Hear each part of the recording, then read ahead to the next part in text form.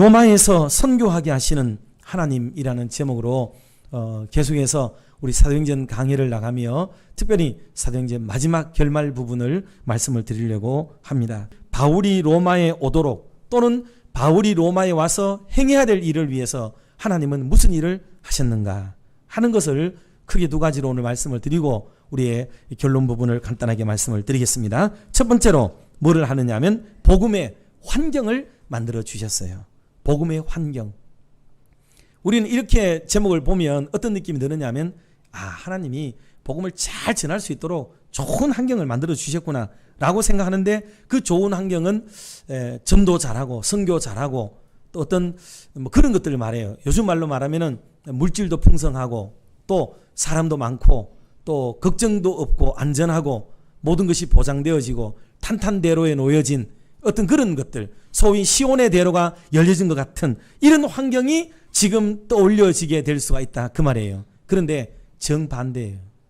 정반대입니다. 바울은 로마에 도착해도 여전히 영어의 몸이에요. 묶인 몸이고 죄수예요. 아직 이 죄에 대한 판단을 받지 않았기 때문에 그는 여전히 깜빵에 있는 겁니다. 여러분 이 상황이에요. 그런데 뭔 복음을 전하고 무슨 선교를 한단 말입니까 지금 이게. 그리고 이게 무슨 하나님이 준비하신 환경이라고 말할 수가 있겠냐고요. 그런데 하나님의 일은 정말 놀랍다는 사실을 우리가 알 수가 있습니다. 16절 말씀을 같이 한번 보도록 하겠습니다. 16절 합독합니다. 우리가 로마에 들어가니 바울에게는 자기를 지키는 한 군인과 함께 따로 있게 허락하더라. 아멘. 일단 감옥이 있습니다. 꼼짝달싹 못하는 깜빵이 있고 그 다음에는 조금 더 느슨한 곳이 있고 그 다음에는 아까 말한 권세자들이라든가 돈 있는 사람들이라든가 이런 분들이 자기가 돈으로 자기가 갇혀 있을 집을 사는 경우도 있어요. 바울 같은 경우에는 거기에 해당이 됩니다. 새 집을 얻습니다. 새 집을. 그래 새 집을 사요. 그러면 감옥과 그 다음에 경계선이 있죠. 바깥 세상으로의 경계선이 있어서 자기도 때에 따라 지키는 사람이 있으면 밖에 가기도 하고 또 밖에 사람이 그 정도까지는 들어올 수 있도록 소통이 되고 교통이 되는 그런 자리까지 살게 되는 게 바로 바울의 자리예요. 여러분 정말 놀랍지 않습니까? 그래 거기서 지내는 동안에 바울이 지금 그 뒤에 구절에도 나오겠습니다만은요. 지금 한 사람의 감시만 받으면서 자기 일을 계속해요. 17절 말씀도 같이 한번 우리 합독을 하도록 하겠습니다. 사흘 후에 바울이 유대인 중 높은 사람을 청하여 그들이 모인 후에 이르되 아멘.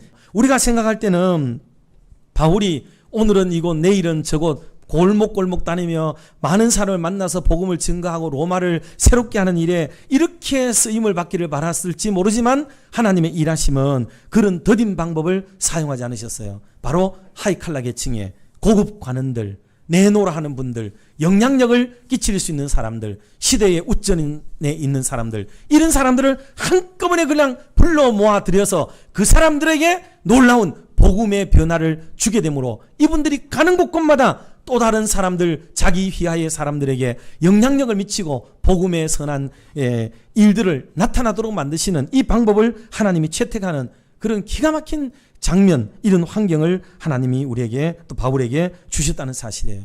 그러므로 사랑하는 성도 여러분, 혹시 오늘 저와 여러분의 삶의 형편, 삶의 환경이 생각보다도 좀 못하고 좀 우울할 만큼 힘들고 어렵고 좀 나락으로 떨어진 것 같은 아픈 마음이 생긴 성도들이 혹 있을지도 모르겠어요. 여러분 걱정하지 마세요. 하나님은 언제나 우리에게 최선의 환경을 만들어주시는 분이 하나님이신 줄 믿으시기 바랍니다. 두 번째로 하나님이 하신 일이 뭐냐? 그것은 선교의 대상을 하나님이 보내주셨다는 사실이에요. 우리 생각에는 아까 말씀을 누차 드렸듯이 바울이 선교의 대상을 찾아가는 거잖아요. 오늘날 한국교회 전도도 다 뭐예요? 솔직히 거의 찾아가는 전도를 하는 것을 전도라고 얘기하잖아요. 23절을 우리 같이 한번 보도록 하겠습니다. 봅니다.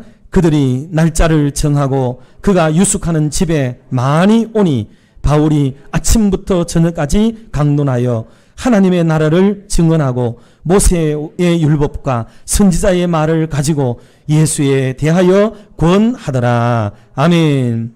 자, 이렇게 해서 예수에 대해서 구원하는 일을 하는데 앞에 보면 그들이 뭐를 정했어요? 날짜를 정하고 그가 유숙하는 집에 어떻게 해요? 많이 왔다. 하나님이 사람을 보내주는 거예요. 하나하나 보내주는데 줄 서서 보내주고 이 스케줄을 가지고 받아야 될 입장이고 또 받으면은 하나님의 말씀은 나라에 대한 말씀을 아침부터 저녁까지 계속 앉아가지고 정합니다. 만약에 노구의 몸을 이끌고 이리저리 다녔더라면 이런 말 하고 돌아다녔더라면 지난번에 경험했죠. 돌에 맞아 죽을 뻔한 적이 얼마입니까? 그런데 자기 집에 찾아오는 사람이 죽이려고 오겠어요? 그러니 바울의 이 로마의 선교는 앉아가지고 하는 선교, 찾아오는 선교, 세상에 이런 선교를 했다는 보고를 지금 사도행전의 말미에서 지금 하고 있는 것입니다. 참 놀라운 일이죠. 이게 하나님의 일하십니다. 이 일을 언제까지 하느냐?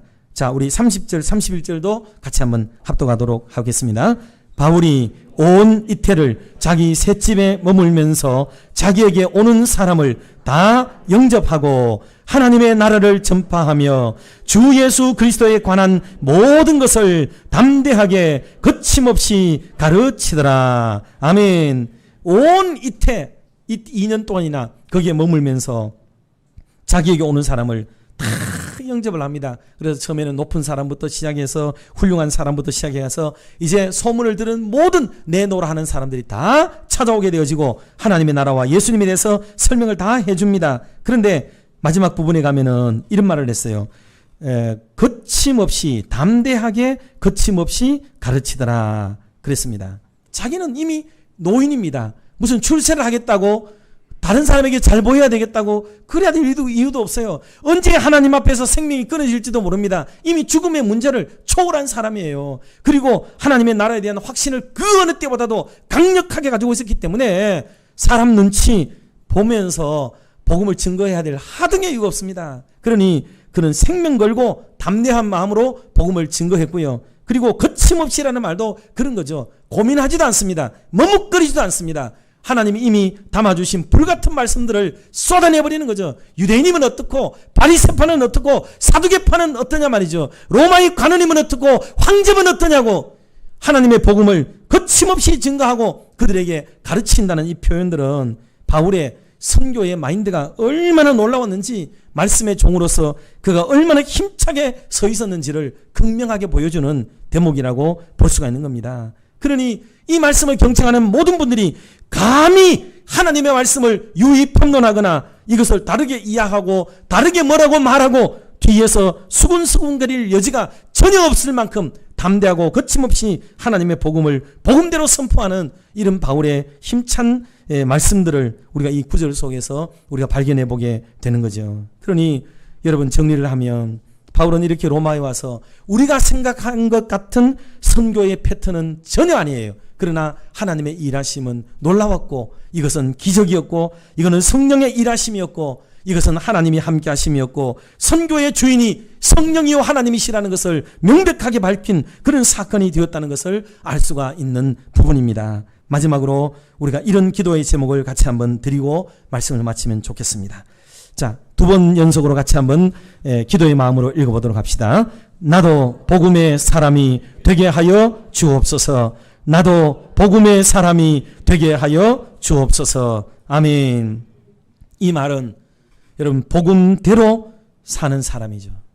율법대로를 버리고 복음대로 사는 사람, 율법의 가치가 아닌 복음의 가치를 아는 사람, 그리고 복음에 굶주려 있는 사람들이 내 눈에 보이는 사람, 복음의 내용이 깨달아지는 사람, 복음을 전하지 않으면 가슴이 불붙는 것 같은 사람, 복음을 전할 때에 기쁨이 있는 사람, 복음을 전하는 이들과 함께할 때 행복을 느끼는 사람, 복음을 전할 사람을 양육하는 사람, 복음을 전한 후에 보람을 느끼는 사람, 복음의 주인을 만났을 때 칭찬을 받을 사람, 이런 사람들이 복음의 사람들입니다.